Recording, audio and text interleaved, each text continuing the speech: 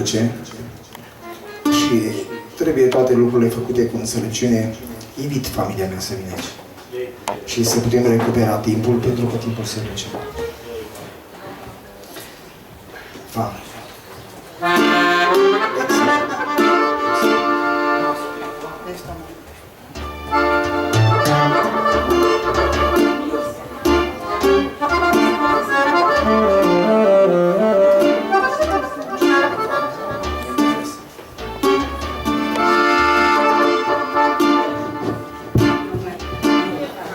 Știu că în Biblia mea scrie că Domnul Iisus ridică, El coboară și El înalță.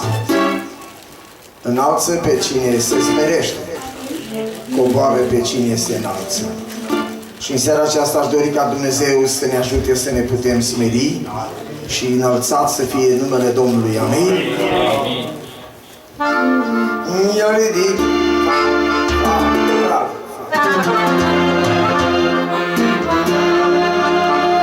El ridică, El coboară, El pune balsam pe rai.